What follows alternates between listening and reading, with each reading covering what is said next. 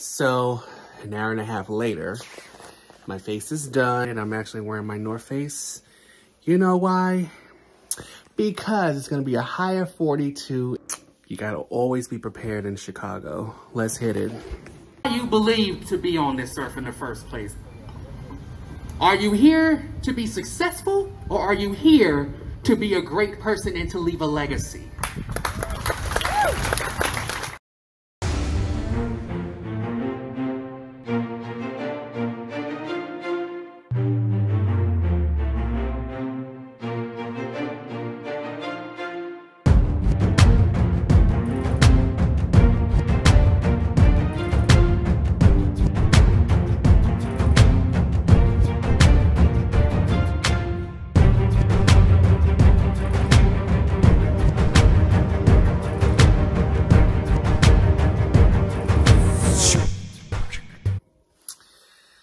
And we are here. Hello, everyone.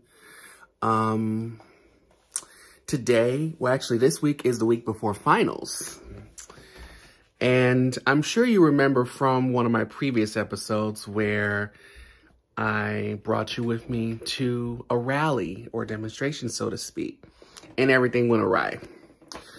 So surprisingly, today, they're trying it again. They're going to have the same event again today, this afternoon, in the same location. So it's almost like a do-over.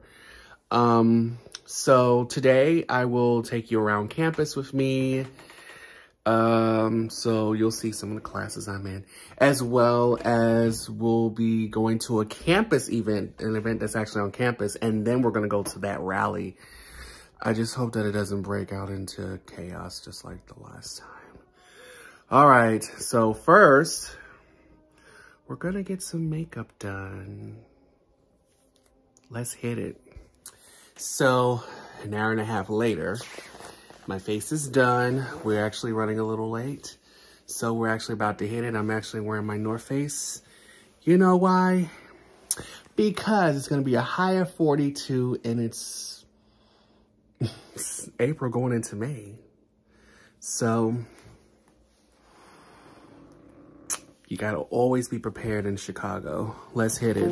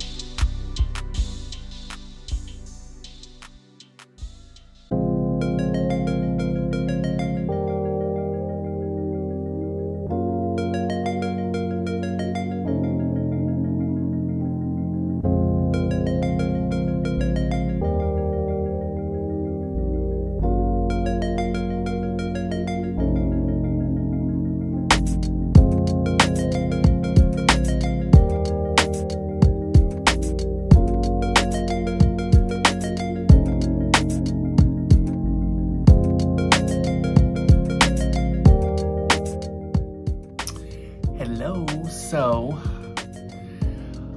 I am in office hours right now. So before I tell you about that, the class you just saw where I was working on questions that involved numbers, and a lot of them, that was my math course, aka quantitative literacy. I cannot stand the course because I'm not a math person. That's why I'm on a track for law school and not on a track for medical school. However, I just wanted to share a little bit about that. So normally I would be in class right now, virtually of course, but because class today, the next class has a later start, thank the Lord, that gives me a little bit of time to catch up on some things that I'm a little bit behind on. So the class that's going to have a late start this afternoon is going to be called Strategic Compensation, and it's one of my favorite courses out of the course load that I have for this semester. And I think that once you see a little bit of what goes on, I think that you all might like it as well. A lot of you may actually benefit from seeing a little bit of what will be shared today, despite the fact that next week is finals week. So you might not catch as much as you would have had you been with me, you know, towards the beginning of the semester. But that's something that we're going to work on more so towards, you know, later down the line. I will ensure that with some of the classes I have for next semester, you'll see a little bit more than this time around. But in essence, when class starts in the next 45 minutes or so, I'm gonna invite you along with me. You'll see a little bit of what I see. Until then, I got a couple of deadlines to meet, and I just want to show you around the area a little bit. So office hours, as I was mentioning earlier. So on campus, now normally I do things for myself and I work alone. However, I'm in this office because I'm actually president of one of the organizations on campus called Are You Proud? It is our LGBTQ organization, support organization here at Roosevelt University. And during office hours, we sign up for time slots that work for us so that we can have a presence on campus in case students want to come in and have questions or want to learn about joining the organization or becoming a member or even wanting to join a board. And we share this office with 3 other organizations on campus. And so I'm actually in during my office hours, which is usually for this semester is on Wednesdays from 11 to 2. And that's usually the same time as this compensation class that normally would be going on right now. But since that class won't be starting for a while, that gives me a little free time, but it's not really free time. It's catch-up time. That's what that is. It is catch-up time, and I think that that's a great thing. That means everything that I need to catch up on, I need to catch up on it right here, because next week is finals week, and that's going to be another headache in itself.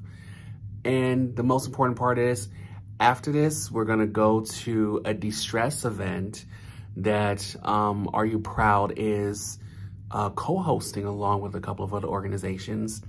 I might peek in for a few minutes because shortly after, we're going to that rally that I told you about that was hijacked a month ago. And we're going to have a great time. So stand by, and when class starts, you will join me. You'll see what I'm doing. And because they don't see what's possible, they don't realize, like you were saying, you said earlier, Angela, I borrow your words. After I looked at it, I didn't realize how easy it was. And I've had students, even in my graduate class, one student says, I kept thinking about it and I got depressed about it. And I said, okay, well, I am here to help you. And she said, thank you so much, because I kept looking at it and I never would do it. I just assumed I couldn't do it. And so when I walked her through it and she saw it was doable, she said, thank you for that. And she ended up having a high score. she ended up generating a high score for herself in a very competitive environment, because I set it up where the graduate students compete with one another, and they serve as a director of HR for an organization where they have to make staffing decisions and all that good stuff. So yeah, you see what the sky's the limit, you know. Yeah, you're gonna. I don't know anybody who's successful who hasn't gotten rejected.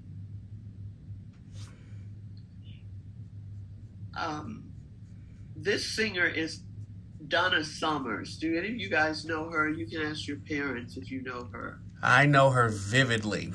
Oh, do you? Yeah, I know. Right. Yes, she was great back in the 70s. She was great back in the 70s, back in the day. Yeah, she sang a lot of disco related music.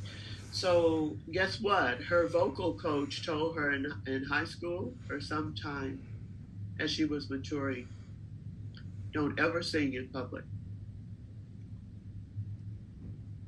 Donna Summers says you can forget ever having singing as a career. I advise you to go somewhere else. Choose another profession. And my younger sister, who works with multi-billion-dollar projects, she took one of those vocational tests in high school, and it said to her she should be anything other than what she was capable of doing. Now, it said that she would be a great cook, so she could go into cooking, which would have been great, culinary. But my sister is the kind of person, is your sister like this, Vanessa? She rolls up in the bed, and her enjoyment is not reading novels, it's reading cookbooks. And she cooks really, really well. And when her husband buys her gifts, he likes to buy her gifts that relate to cooking. Like a bread maker, and he's wondering, when are you going to make some homemade bread? So, but she's an engineer. She's a mechanical engineer, systems engineer. And so had she gone by that, she would have enjoyed cooking, but I don't think she liked it well enough to be culinary. I think there's a lot of money in culinary science, in the culinary arts. And good food is always welcomed. But being exposed to things is very important. Hello, Boris. You never showed us your wedding pictures. Then it made me think, did Boris get married or not? No. Hold on. Let me just turn on my camera. I got married, but the ceremony is next year. And yeah, so it's just so we got married now, like in a courthouse, because I'm an international student. So we're gonna go to Montenegro, where I'm from. We're gonna get there married in a church, and then we're gonna have ceremony back in the United States. Just okay. Yeah, people do it differently. Yeah, all over the world. Yeah. Yeah, but yeah, that's why I forgot that CC whatever that thing was practice for. I will do it today. You know, Boris, you know me by now. I love my acronyms. Yes. CCP, EXL. Professor, that's so confusing. CCP, ECC, ECC. Like literally. But I don't introduce it before I tell you what it is. I say it's an end of chapter case, and then I call it an ECC from then on. So I was very happy that resonated with you. Thanks for that feedback. Okay. So that means I will see you again on the 4th. But like I said, your class has been great. You all have had a mindset to learn, even though it was hard in some spots. Yes, that's normal. And some of you are graduating, so I know you got a little burnout from being in college, but you're graduating. So apparently I found out that the compensation class was optional to attend today. Every other class was always mandatory. You had to be there. Unless you just had a doctor's appointment, but today's class in particular, since it's right before finals, was more optional and just getting final questions answered and getting clarification and questions about grades. I think that was why there was only about 5 students plus her, and I just went just because I'm already on campus, might as well. Plus, it's the right thing to do. So, I have a few hours before both the de-stress event starts, and then right after it's gonna be the rally. So I might show you a little bit around campus, just a tad, not too much. I meant to show you a little bit of campus earlier this morning, but I forgot. So please blame it on my mind and not my heart, and the fact that I had classes to go to. But I'll show you a little bit around anyways, and I hope that you enjoyed the little tour that I take you on.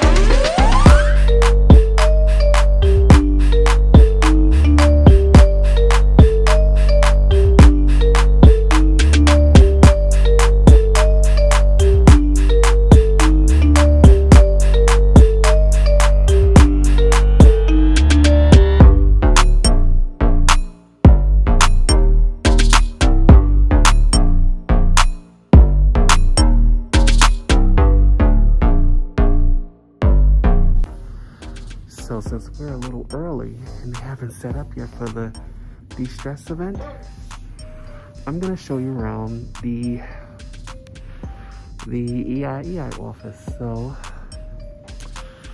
this is the office I normally serve out of, and same thing with other organizations.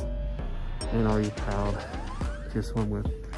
Next door is the meditation and prayer room. I wish I could turn it around, but I can't.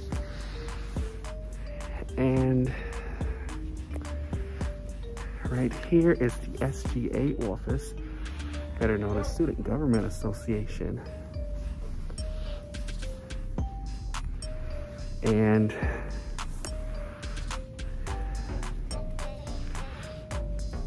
this is the front desk. Engagement, equity, and inclusion. But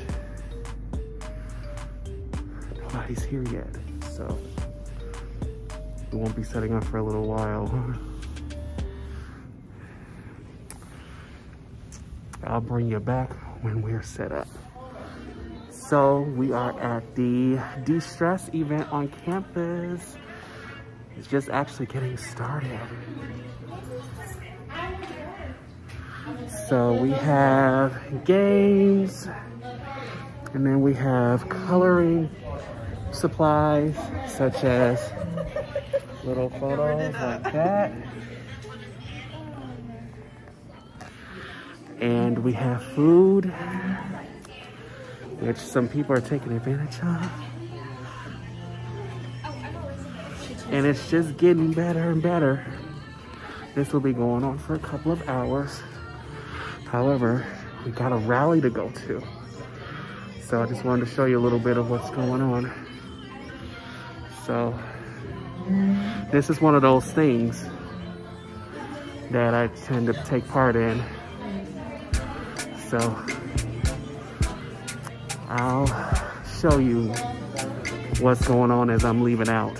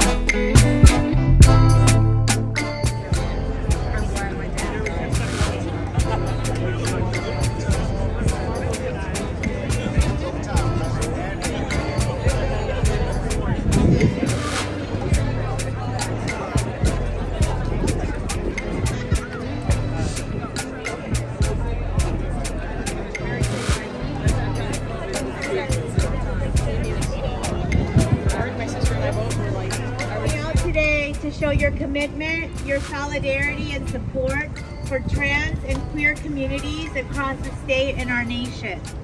My name is Moni Ruiz Velasco. My pronouns are she, ella, and I'm the Deputy Director at Equality Illinois.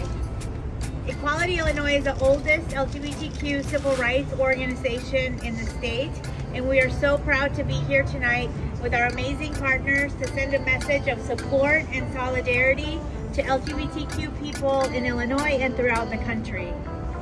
Today we have to acknowledge that 1 month ago we were here holding space and outrage after the death of 2 Black trans women in our community. And after more than 240 anti-trans and anti-gay bills were introduced in state houses across the country when our rally was violently interrupted. Our voices, and in particular the voices of Black trans siblings, were in that moment silenced. Their conduct was inexcusable. They caused real harm to all of us who were here that evening.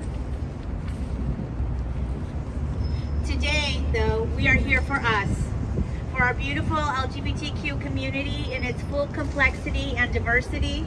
We are here to reclaim our space and our voice, and to send a loud, strong, visible message that we will not be silenced and we will not be intimidated. Our community is organized and powerful, and we will live dignified lives openly and publicly, loving who we love and thriving with our families. We will ensure that our young people are supported and have access to what they need to live authentically and safely. And we are here because we will not allow hatred and bigotry to prevail, and we will live with joy. Tonight, you'll hear from distinguished LGBTQ community leaders and allies. First, I want to acknowledge the list of organizations who came together to organize this rally, to keep each other safe, and most importantly, who work every day to support trans and queer people. The ACLU of Illinois, the AIDS Foundation of Chicago, ALMA, the Bisexual Queer Alliance of Chicago, Brave Space Alliance, Center on Halsted, Chicago House and Social Service Agency, Chicago Therapy Collective, Equality Illinois, the Golden Rainbows of Illinois South, Indivisible Chicago, Lambda Legal Defense and Education Fund, the LGBTQ Community Fund and the Chicago Community Trust, Life is Work, Peoria Proud, P-Flag Council of Northern Illinois, Planned Parenthood of Illinois, Prairie Pride Coalition, Pride Action Tank, Rainbow Cafe, She Votes Illinois, the Unitarian Universalist Advocacy Network of Illinois, and Youth Outlook. And I want to acknowledge our elected officials who are here, and do a special shout out to Deputy Governor Sol Flores, who's swung into action after the last rally. Thank you. Leader Greg Harris is here, Representative Kelly Cassidy, Senator Mike Simmons, Senator Karina Villa, Representative Lamont Robinson, Avon Township Clerk Crystal Larson. On behalf of the city, the Chicago Commission on Human Rights Relations, Commissioner Nancy Andrade, the chair of the Illinois Human Rights Commission, Mona Noriega, Senator Robert Peters, and I want to acknowledge that the mayor was sorry she couldn't be here. She's out of town, and she's put out a statement in support. And of course, we have 2 very special guests standing here behind me today who will give remarks during our program, Governor J.B. Pritzker and Lieutenant Governor Juliana Stratton. Thank you both. Thank you both so much for your solidarity and support. So next, I want to introduce Zahara Bassett from Life is Work. All right. We are back again. Let me hear y'all say, we will not. Be silent. We will not. Be silent. We will not. Be silent. Stand with that and mean that and own that as you move forward throughout the days, throughout the years. Stand on that. Believe in that. As we have seen across our nation, anti-transphobia bills and gay legislations are trying to attack our unity. We must continue to stand together. It is a genocide on trans identity. And when I say that, I come to you because I'm a person, I don't know if many of you know, I come from research. So I'm all about numbers. According to HRC report of fatal deaths of trans, starting in 2015, it was 21 deaths reported deaths in 2015. In 2016, they reported 23 deaths of trans women. In 2017, there was reported 29 deaths of transgender non-conforming people. In 2018, there were 26 deaths reported. According to HRC, 82% were women of color. 55% lived in the South. In 2019, HRC reported 25 trans non-binary deaths. The numbers increased of trans black women at 68% reported trans women of color. In 2020, we reported 44 trans non-binary deaths. If we cannot make it clear that it's a genocide on our lives and across this nation of how bills are being passed and trying to erase us, setting us back even more of years that we are fighting to... Come on, Mike. Setting us back years for what you all have stood up and fought for us to stand and have equality. We must stand together. We must continue to fight the great fight, but we can't do it alone. Brave Space can't do it alone. Life is Work can't do it alone. Life is Work have over 200 individuals on our caseload that are still looking for housing, but lack of resources and funding on the west side of Chicago is preventing us from doing that work. We have made the structures. We are doing the work and providing the services, but we need your support in order for us to continue to thrive. If you're going to provide into equity, put back into equity into trans-led initiatives so we can liberate our people enough to go out here and vote. So we can liberate our people where they can live healthier lives and live past the age of 35, what they have standard us to live at. I would have to say I passed 3 years on that. I'm 38. Yes! I know I don't look it, thank y'all. That's called good moisturizer. Yes. Black don't crack. Gorgeous! Thank you. We need you all to stop giving us lip service. I want to personally thank you, Governor and Lieutenant Governor, for coming out with us today. Y'all are the model citizens of real elected officials who are truly about the work of building up our community and protecting our community. And I want to personally thank you all for that. Every time we have invited you to the table, you have shown up with intentionality and listened to our needs. And I want to thank you. I've sat at tables with you, and I want to personally thank you all for that. I can't speak for all elected officials, but I can say that these two I have sat at tables with when we invite them to come hear our conversations. And we have done that to several elected officials as agencies. We have held town halls and addressed our concerns of what we need. We're tired of burying our sisters, our brothers, our allies, and get out here and lighting candles.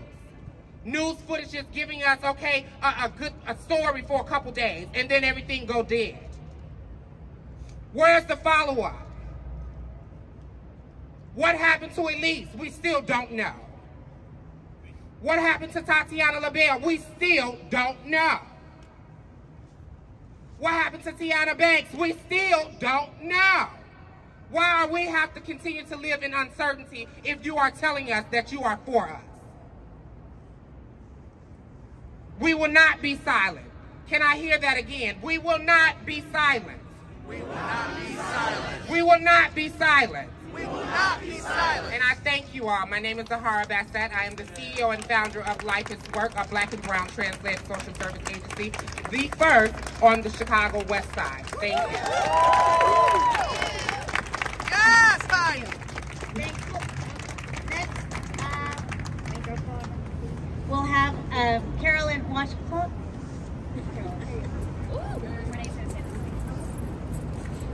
Good evening. Okay. My name is Carolyn, my pronouns are she, her, and I'm here today with Renee Lahaki, who also uses she, her pronouns. And we are here on behalf of the Illinois LGBTQ Roundtable, a group of providers pushing DCFS forward to better serve LGBTQ youth in care. Queer and trans young people in Illinois, we have a message for you. We will never stop fighting for you.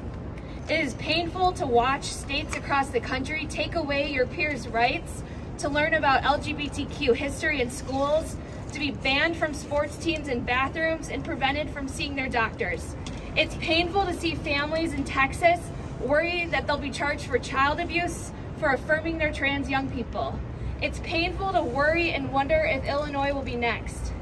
We know that this year especially has been hard for LGBTQ young people, regardless of what state you live in. Illinois is not perfect. We know that LGBTQ youth are overrepresented in our Illinois DCFS and juvenile justice system. We know that once you enter foster care as an LGBTQ person, you are more likely to have an interrupted placement than your straight and cisgender peers. We've heard too many reports this school year of homophobic and transphobic comments from your classmates, and even worse, from your school administrators.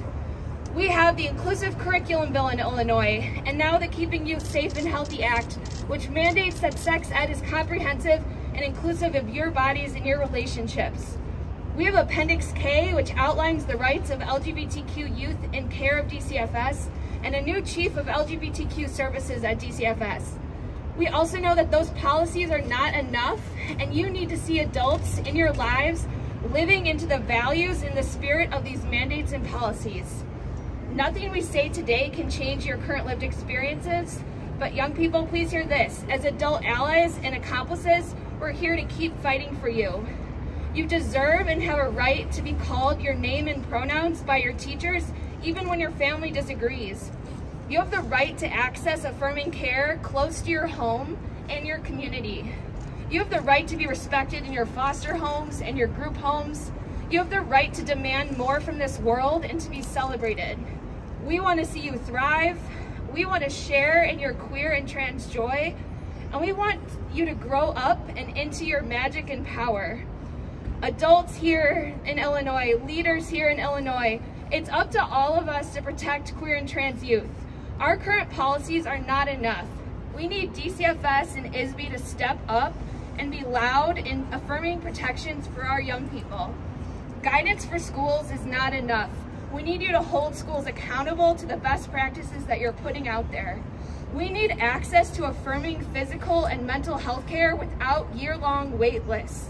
We need quality providers who take Medicaid and youth care.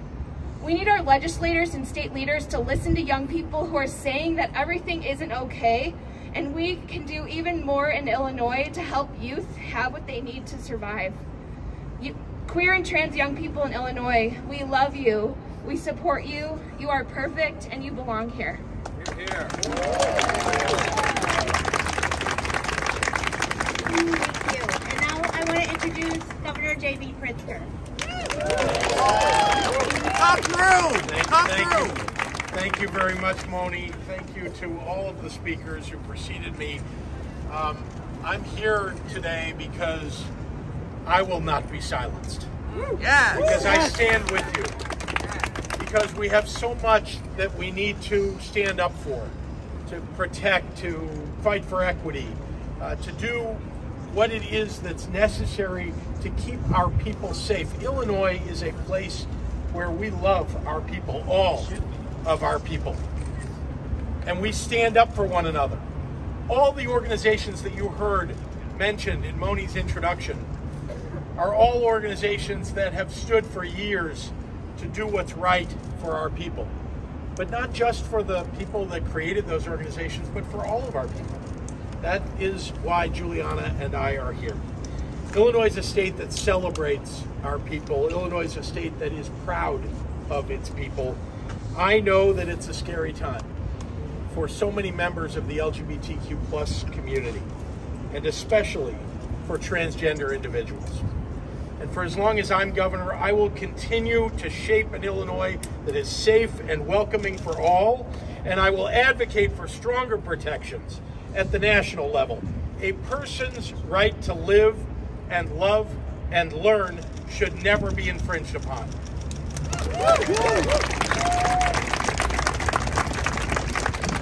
I pledge my commitment to continue working with Brave Space Alliance and ALMA and Affinity and Equality Illinois and ACLU of Illinois, Howard Brown, Lambda Legal, and so many other organizations that are represented to ensure that all Illinoisans can live safe and free. I'm proud to stand with you today. I will stand with you today and tomorrow and always.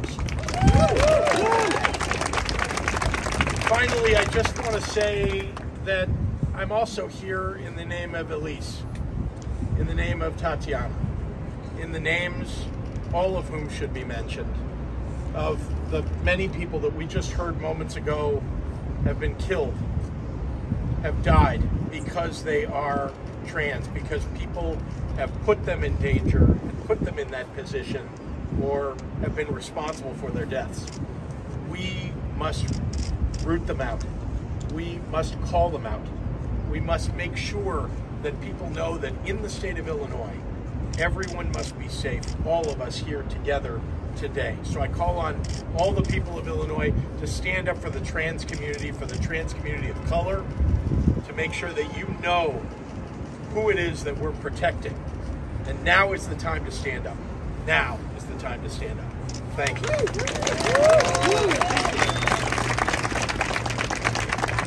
we'll have Tanya Mailey from Affinity. Come through, girl. Yeah. Everybody. My name is Tanya Mailey. I'm the Interim Executive Director of Affinity Community Services. We meet the needs of LGBT people that are Black here in Illinois and across the country. And I'm here to let everyone know that although these bills are currently targeting trans people and LGBT people, they are everyone's issue. They're everybody's problem. These bills represent a coordinated attack across our nation to segregate us, to silence us, and to erase us. And we are not going to stand for it.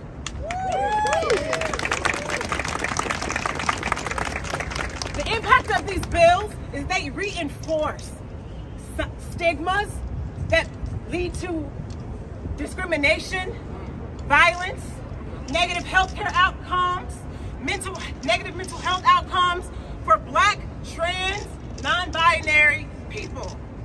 That is not acceptable.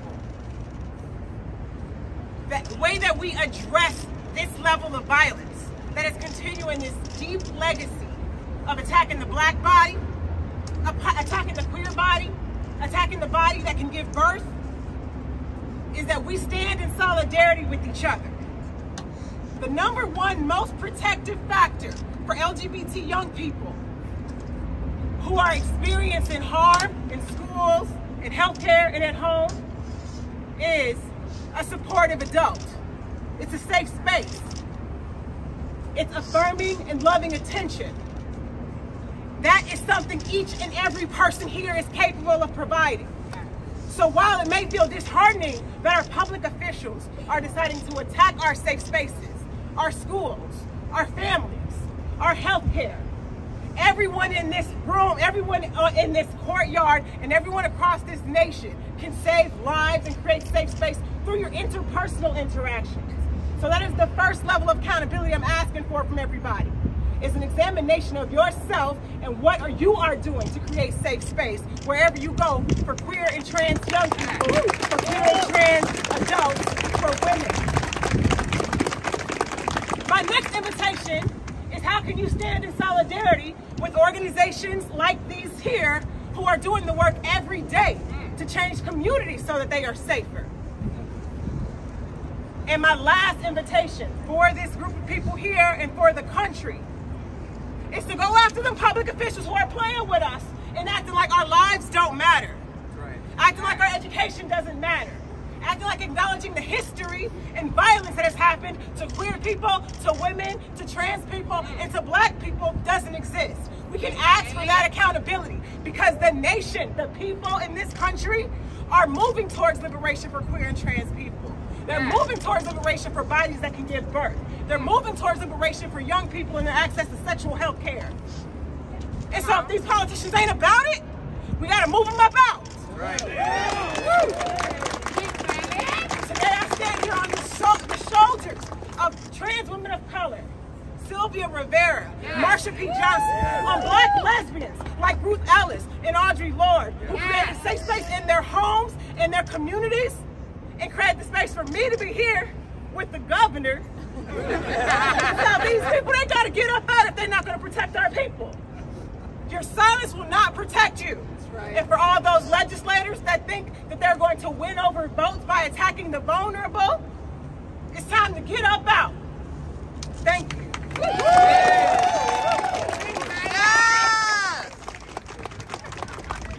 Yes, fine.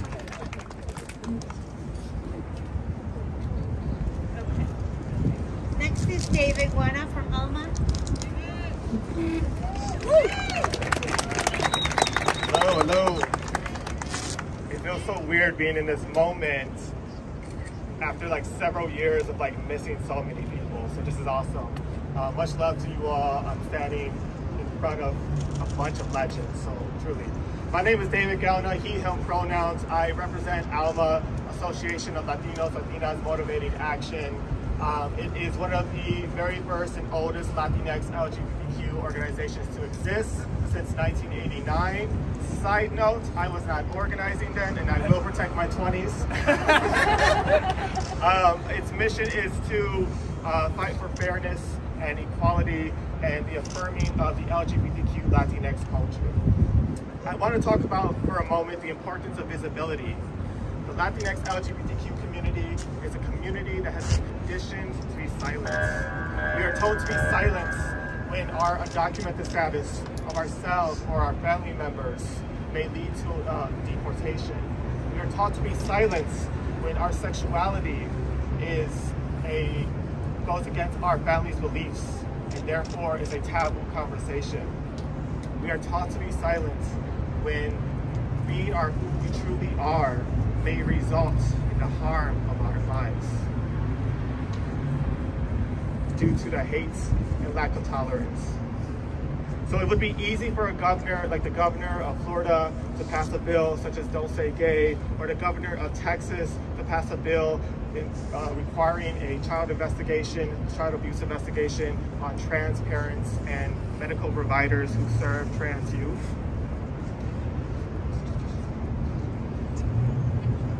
To sign a bill into law with a community that has been systematically and culturally silenced. The impact that we're seeing in our youth, according to a national survey, 43% of LGBTQ plus Latino youth seriously consider attempting suicide. Impact is the continued harm and murder happening to our trans and gender nonconforming community, with 2021 being the community's deadliest year and 2022 increasing numbers. However, the very things that have acted as barriers to our existence have also turned into our community's field for resilience. It has been an evidence of resilience when we see queer parents creating families during a Trump era. It is evidence of resilience when we see undocumented DACA students continue fighting for their education. We come from a history of resilience when today there is hundreds of thousands of people who show up for Pride Parade, when a parade was once upon a time a protest and there was only a handful, right? We see resilience in our youth who continue to come out at sooner and sooner ages. A lot braver than I was, where I didn't come out till like I was 21. It is that resilience why organizations like ALMA continue to push forward in advancing on behalf of and advocating on behalf of our community with little to no funding or staff for 30+ years. It would be easy to sit back and to see a bill like Texas and Florida and to be like, that's their problem, that's over there, that's not here. But that wouldn't be right. We must continue to unify and stand together. There may be a day where you don't have an organization like ALMA, like Equality Illinois, like the organizations you all represent, or when we don't have like a J.B. Pritzker in office. What then? We come together during the fight for marriage equality. We came together after the Pulse Orlando shooting, where most of the victims were Latino, Latinx, LGBTQ. Let's come together and stay together and stand with our queer communities across the country. stand with our trans and gender nonconforming community, and to stand and protect the lives and the future of our queer youth. Thank you. I would like to introduce the Lieutenant Governor, Juliana Stretz. Come through! Yes! Thank you so much, Moni, for that warm introduction. I am Lieutenant Governor Juliana Stratton. I use she, her pronouns.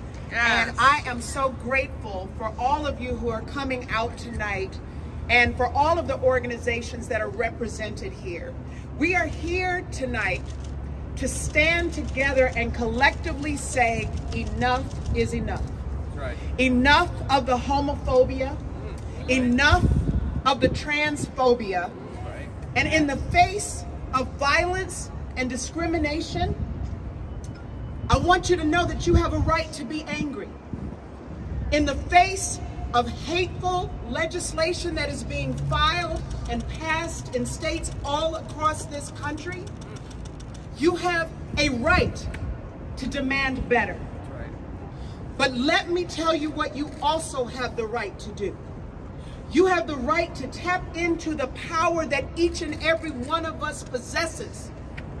The power that we all have seen activated in a moment just like today. And make it loud and clear that we will not be silent. We cannot be silent. When others will try to tell us that we can't say gay, guess what we say? Gay. That's right, we say it loud and proud. Gay, gay. And when there are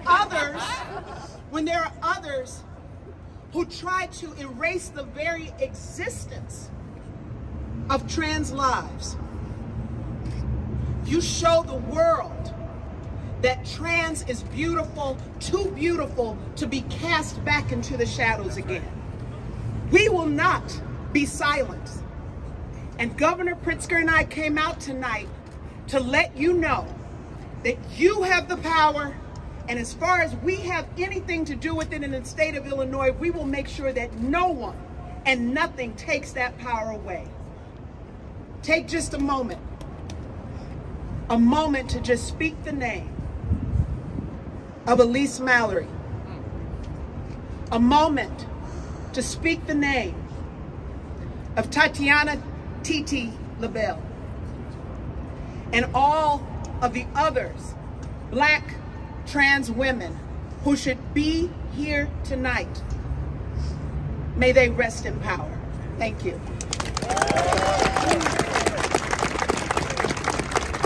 We have the Chicago Therapy Collective.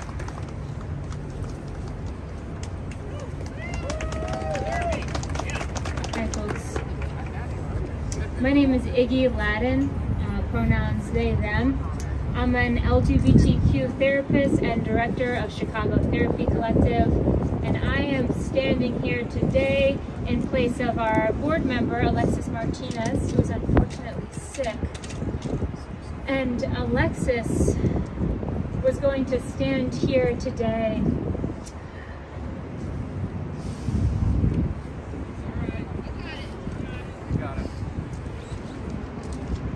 Alexis was going to stand here today in place of Elise Mallory, our vice president, who is no longer with us. As many of you know, I am a therapist. I was bound to cry.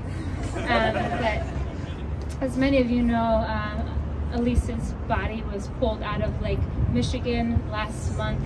The cause of her death is still unknown. And I want nothing more, I wish for nothing more than to be able to stand here in the audience today and listen to Elise give this speech. Elise loved events like these. Elise loved speaking on behalf of her trans brothers, sisters, and siblings, and Elise should be here today.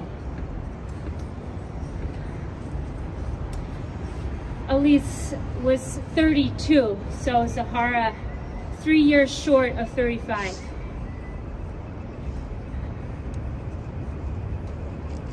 In absence of Elise's physical presence, Elise's spirit, heart, legacy, her words live on in many of us who have been touched by Elise.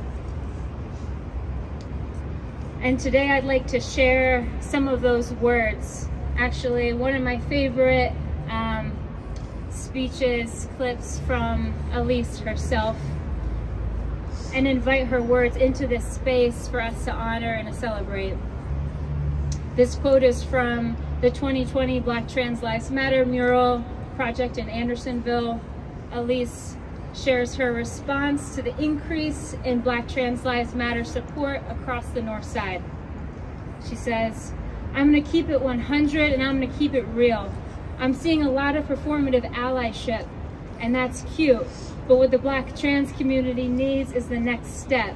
And the next step is action. The next step is radical cultural change, and it's white, cisgender people doing their part on behalf of Black trans people. We can all be doing more, especially our white folks, especially our white, cis, straight folks, to support Black trans lives here in Chicago, in our communities." Elise's most passionate work was trans-inclusive work environments she often felt excluded from herself. I encourage you to do what you can in your families, in your workplace, to make sure you're welcoming your trans community members. I also invite everybody, if you don't have a therapist already, to get one now. Yes, please get one all now. LGBTQ people, all trans people should have access to competent trans-affirming therapy, accessible therapy. 50% of trans youth who said that they wanted a therapist did not have access to a therapist in the last year. So let's make sure we have accessible mental health coverage, and allies, and especially those who are still struggling with doing harm, accidental harm, take that to therapy. Folks, therapy is for everybody, not just those who are most immediately impacted by these issues. Thank you so much. Next we have Radia Mshabshab.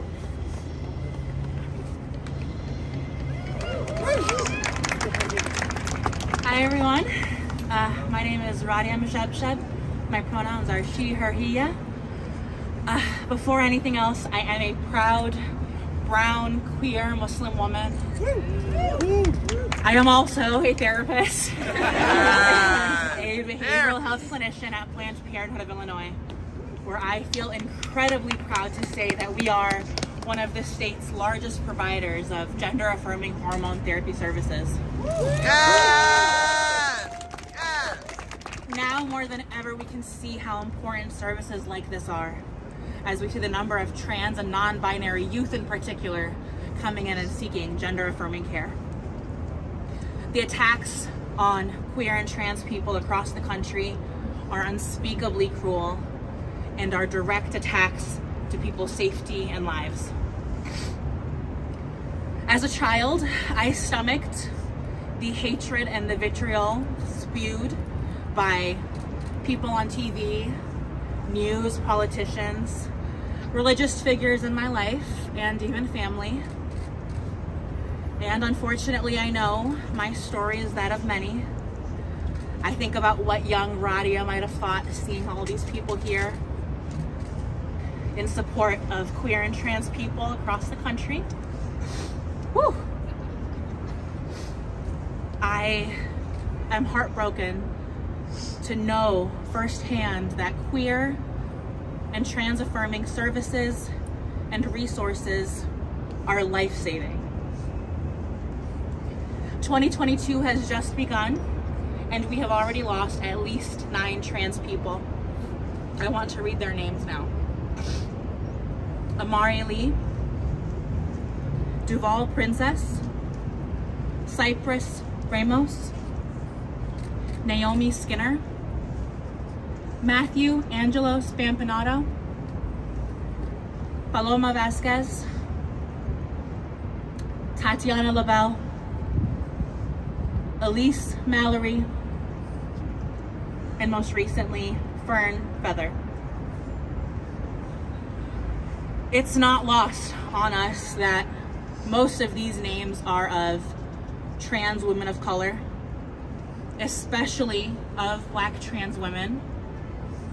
Transphobia, homonegativity, racism, they're all rooted in one thing, and that is white supremacy. White supremacy is what killed these 9 trans people. White supremacy is what killed Elise Mallory and Tatiana LaBelle. We must do better.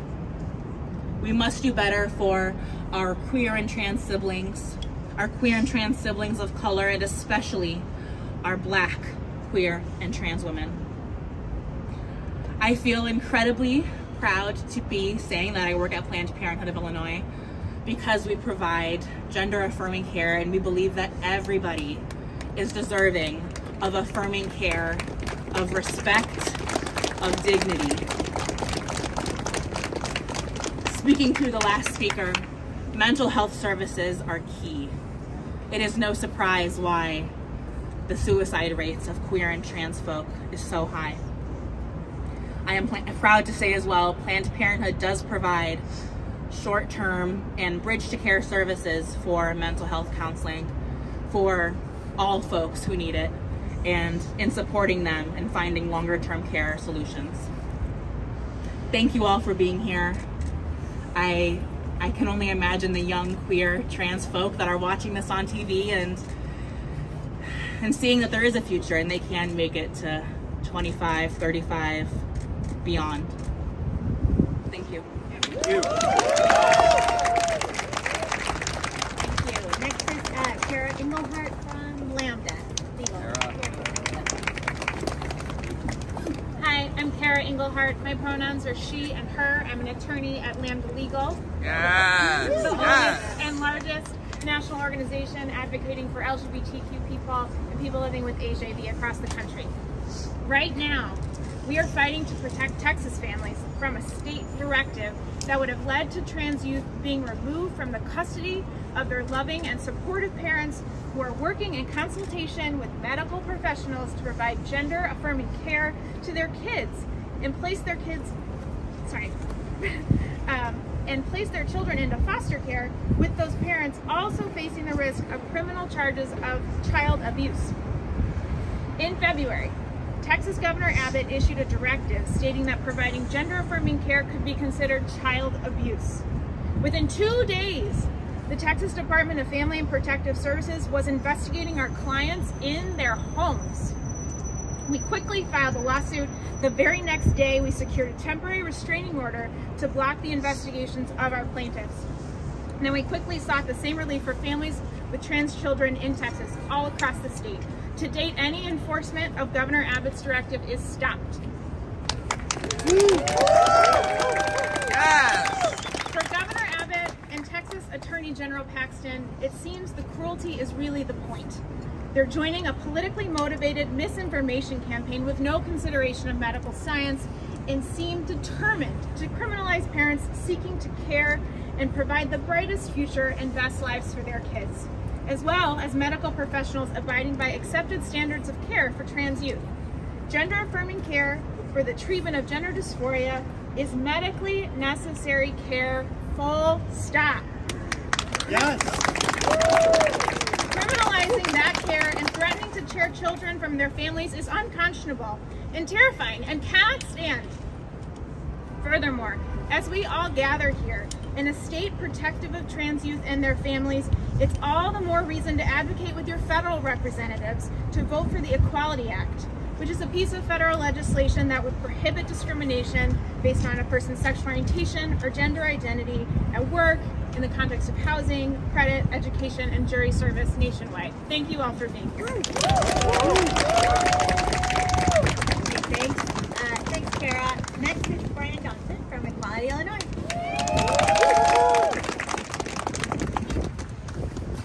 I work a lot with Moni, so I know we have different heights. Brian Johnson, and my pronouns are he, him, his. I have the great privilege of serving as the CEO of Equality Illinois. And I want to start tonight by talking to our queer community, my trans siblings, and queer youth. I know the attacks going on around our country target us, but they do not define us. Because if you oppose a 5-year-old from talking about her 2 dads at school, that says nothing about the dignity of their family, of our family. It says everything about your anti-family views. If you try to make it a crime for a parent to love their trans kid so much that they will make sure that they have medically appropriate care, that says nothing about the dignity and the unconditional love of that family. It says everything about your inability to love. Because if you rally against young trans athletes to score cheap political points, it says nothing about the inherent value of trans kids. It says everything about your cruelty. So to queer young people and queer families, I want to remind you that these attacks don't define you. And I'm going to steal from Cory Booker right now. And I say, they will not steal my joy in you. So, I'm just going to check on you all. I know you all look a little cold. You still look good. You just look a little cold. I want to make sure, do we have it in it for a little bit of call or response from the warmth of our heart and the strength of our breaths? Okay. So I'm going to do, you are speaking to our queer community, and I want all the queer people out here to repeat, we are. You are beautiful. We are beautiful. You are vibrant. We are vibrant. You are magical. We are magical. You are powerful. We are powerful. You are brave. We are brave. May grace, joy, and love be yours in abundance. Thank you. Back down here. Isha Love and Elizabeth Ricks from Chicago Health. Come through. Come on now. Hi, my name is Elizabeth Ricks. My pronouns are she and her, and I'm the legal director of the Trans Life Care Program at Chicago House. Yes. We heard a lot today about things happening in Texas, and Missouri, and Ohio, but I want to tell you about the injustice happening in our state right now in Illinois. We have the second most restrictive name change law in the entire country. Our name change law is more restrictive than the name change law in Texas. It contains restrictions related to criminal records that range from a 10-year ban on changing your name to a lifetime ban, depending on someone's conviction. And every day in Illinois, this law is causing harm to trans and gender-expansive people. This law creates barriers to housing, employment, seeing a doctor. Think of all of the different times during the day that you use your ID or your legal name, and it creates a restriction on that. And it also creates huge safety risks. There is a bill in the Illinois Senate sponsored by Senator Robert Peters and Representative Kelly Cassidy, and it's an initiative of the ACLU of Illinois, Chicago House, Chicago Bar Foundation, and the Transformative Justice Law Project. And this bill would amend our law, it would amend these restrictions to give more freedom to our trans and gender expansive siblings. We need people to call your senators and ask them to support House Bill 2542. You go to the ACLU of Illinois website, you can find a number to call, you can send an email to your senator. It's an easy ask, and we need you to tell the Senate to support this. So I want to introduce Isha Love to you. Isha is an advocate and activist to share more about how our law impacts her day-to-day life. Come on, Isha. Come on, girl. Come through. Yes. Thank y'all so much. Thank everyone for being here. I am so nervous, okay? It's all right to be nervous. I'm nervous, but It's I'm okay. sitting here as a survivor of every black trans woman that has been impacted of just being cruelly I guess discriminated against. And I say that because as a felony, I'm saying, I actually got into it with a young man. Piggybacking, I'm saying, oh, let me come back. Oh, I'm just nervous. Wait. Piggybacking back off Elizabeth, I am one of the individuals that are actually prohibited from not being able to get my name changed because I have a felony on my background. So being as though I have a felony on my background, it actually prohibits me to not be able to get my name changed. So I'm trying not to, this is the emotional thing for me, because being 30 years old and not being able to identify with the name that you appear to look and be as every day, it's heartbreaking, y'all. And I'm closing my eyes because I don't even want to see y'all face right now, because like I have to deal with an impacting situation every single day when I wake up, when I have to get my ID, when I have to go fill out for a job. I actually don't even want to work a job because it's like I know what I have to endure going to a place where I know my name doesn't identify with who I appear to be. And it's just, all I ask, I'm saying, to be honest with y'all, is House Bill 2542. If everyone in here could just give a call and just show y'all support and just Yep. You got that? It's okay. No, y'all, listen, thank y'all so much, but like literally, I say that because it's impacting that I can't live as Isha Love. Like everybody just announced me as that name, but as legally, I'm not that person. Do you understand what I'm saying? Like it's affecting where I worked so hard to become the trans woman I am today, and as y'all see before y'all, but legally, I'm not that person that I worked so hard to be in the mirror. This is a devastating moment for me. So I stand with y'all in solidarity and thanking y'all so much. House Bill 2542, could we please stand on that and please get some type of legislators a part of this bill to really get it passed, because it really is affecting me and many other trans girls such as myself. And I'm just gonna say thank y'all because I gotta wrap it up because I really want to go and I'm cold.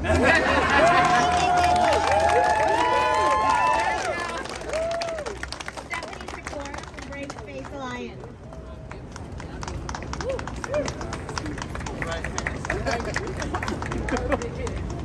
Hello, my name is Stephanie Sikora. My pronouns are she, her, and hers. I am the COO of Brave Space Alliance. Woo! We are the South Side LGBTQ Center. We are the first Black-led, trans-led LGBTQ center serving the city of Chicago. And I am here on behalf of the staff of Brave Space Alliance, the community that we serve, the whole South Side, to say we are pissed. We are pissed that there is a 20-year period from 1999 to 2019 when there was not a single murder of a trans woman solved by CPD in this city. That period ended because Brave Space Alliance worked tirelessly to force the cops to solve just one murder in our community. One in 20 years. We see millions of dollars passed around in the name of violence prevention, in the name of restorative justice. And none of that goes to one of the communities that is the most vulnerable in our city. So many things are violence prevention for trans people. Housing is violence prevention. A dignified job with a living wage and benefits is violence prevention. $500 in your pocket is violence prevention. The dignity to live as the name that you have, not the name that your parents gave you, is violence prevention. And our organizations are underfunded and under-supported. But we do this work anyway because our community cannot afford to rest. We are out here every day to fight for trans people, to put the words and the lives of Black trans people at the forefront. And we need every single person who is here today to keep showing up tomorrow and next week. That's right. And the month after Pride. That's right. And after It's Sexy. That's right. We have to keep showing up for Black trans lives, not just Black trans deaths. Yes. People are tired. I have been to one too many vigils and one too many protests where it was the same 10 people coming together to mourn the loss of a sister or a brother or a sibling. And sometimes there's one fewer of us. Brave Space Alliance has buried 7 trans people this year through our funeral fund. We get asks from the community to expand our programs to pay for private investigators to solve these murders, because people in our community cannot get justice. We need support. We need solidarity. We need resources. We need justice. We are going to keep fighting, and we need every single one of you and all your friends to walk alongside us, to rise next to us, to yell for justice and amplify our voices, because we are going to have to keep burying our siblings until everybody stands up and says enough is enough is enough. We cannot wait. One Black trans life is one life too many to lose. 2 is unfathomable. And we've lost more than that this year in this city. Organizations like Brave Space Alliance, on the south side, organizations like Life is Work and Task Force Prevention and Community Services on the west side desperately need your support, your time, your money, your resources, your connections. We need everything that you can give and more, because our fight cannot wait. Our lives cannot wait. And we refuse to do this again after the next funeral. Next time, we want to see everybody in the streets. We want to see everybody at the voting booth. We want to see everybody in Springfield, in the halls of the General Assembly. We want to see everybody with us, fighting for trans lives, grieving trans deaths, and not stopping 1 millimeter short of trans justice. Yeah. Thank you. Thank you, Stephanie. I know we're getting cold and we're almost done. So to close this off, can I invite Precious Brady Davis to join us? When trans people are under attack, what do we do? When trans people are under attack, what do we do? Are you all cold? Yes. I want you to think about the homeless LGBTQ youth who have to face these streets every night. I want you to think about the Black trans women who participate in survival sex work every night. This is what queer youth of color go through every night. We need to invest in resources for our community. My name is Precious Brady Davis, and this June, I'm going to be elected the first Black trans woman of color in Cook County history when I become the commissioner at the Metropolitan Water Reclamation District. Because I believe that Black trans people, particularly Black trans women, deserve a seat at the table. I'm here today and I'm speaking on behalf of my husband and I, Miles Brady Davis, and we have been in mourning recently over the loss of our dear sister, Elise Mallory. And I know Elise's name has continued to be said tonight, and it deserves to be said.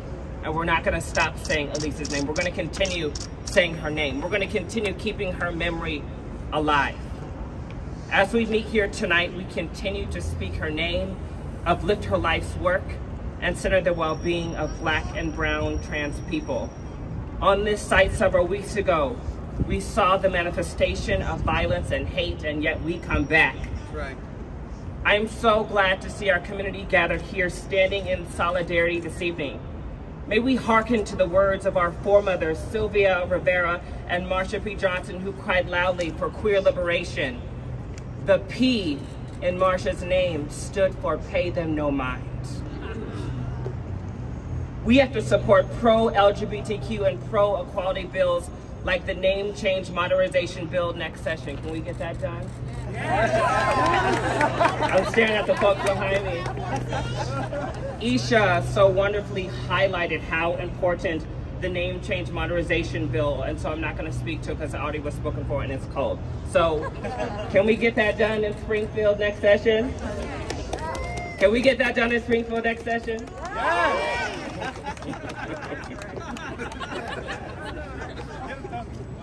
And I'll leave it at that. This June, we have the chance to come out and be reflected in the arc of history. Come join us for our Pride primary, June 28th. The work continues. Thank you all so much.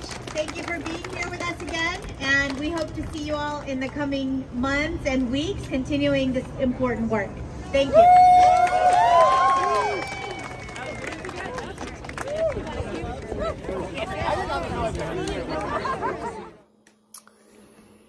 So I finally made it home, and I'm sure by now you recognize the background here. So for those of you who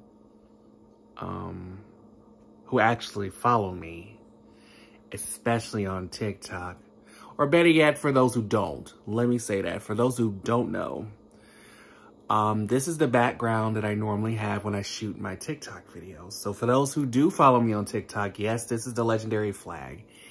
It represents, and it is like symbolic to being supported and the community having my back by having the flag as my background and my backdrop when I do my TikTok videos, or at least most of them. And so I'm about to sign off. And once I sign off, I'm doing TikTok videos tonight. So, what have we learned here today? We have learned that despite the attempts made by oppositions, we will not be silenced. And make no mistake that those who oppose liberation for all and liberation for the LGBTQ community will continue and stop at nothing to attempt to silence us and to attempt to commit any form of supremacy in order to further magnify how unimportant our lives are and how insignificant our struggles are, and to magnify the stigmas that have been attached to our identities. Well, unfortunately, that's not the case. Instead, we held the event again today. The event went really well. It went so much better than it did the first time, as you saw in the previous episode. And in addition, we were able to get the message out. We had the governor out today. There was the lieutenant governor. There were several people from the Illinois Senate and House, respectively. And even some people from representing the city who were present. I say this to say that we will not be silenced. And I say this to say that we will also stop at nothing to ensure that all people who hold multiple identities in conjunction with being trans and in conjunction with being queer can and will be liberated. Whether it would be just the changing of a law that's been standing, that has singled out a marginalized community, or whether it's to provide additional protections for trans youth. And for those of you who live in the southern states, I especially encourage you to do some research on some of the bills that have been passed over the last 6 months. You'd be surprised to learn what's being passed in your state, especially when you're not part of that community, and it makes you wonder, why are these people still in office if they're targeting marginalized communities? And it is okay to be an accomplice to a community that you're not quite that familiar with, especially when you know that in order for us as Black people, for example, to be free, we must ensure that Black trans and Black cis Black queer people are free. In order to achieve full liberation, that means the marginalized of the marginalized must be liberated first. The same thing goes with any other community, any other identity. The marginalized of the marginalized must be supported and must receive some form of equity. And without making a move and without doing your part, not just saying that you support, that's performative advocacy. Performative advocacy is not being supportive. Instead, it is only contributing to the silence that has plagued our community for centuries, let alone decades. The last thing that we need is for an ally to be silent, or for an ally to only exist in name only. Instead, if you are an ally, which personally, I don't use the word ally. I don't. I use the word accomplice. I use the word accomplice because it embodies a person who takes action, who utilizes their privilege in order to protect, in order to empower, in order to encourage, and in order to elevate queer and trans people of color and Black, queer, and trans people. Accomplices jump into action. Accomplices utilize their privilege to protect. Accomplices do more than provide the lip service. Accomplices do more than just remember a pronoun. They do a lot more than that. There are major differences, and that's just one of them. A major difference between being an accomplice and being an ally. Don't just be an ally. Be an accomplice. And if you want to support the community, and if you are a supporter of the community, the challenge is now being issued out. Be an accomplice, not an ally. Take it up a notch. Don't just be in name only. Be in behavior of your support. Be in behavior of your love. Be in behavior of your embrace for my community, for me, for those who know me, for those in my community. All in all, I hope that everyone has learned something from watching this particular episode as well as the previous episode. I am the Honorable Angelina Nordstrom, and I look forward to seeing each and every single one of you in the next episode. Take care.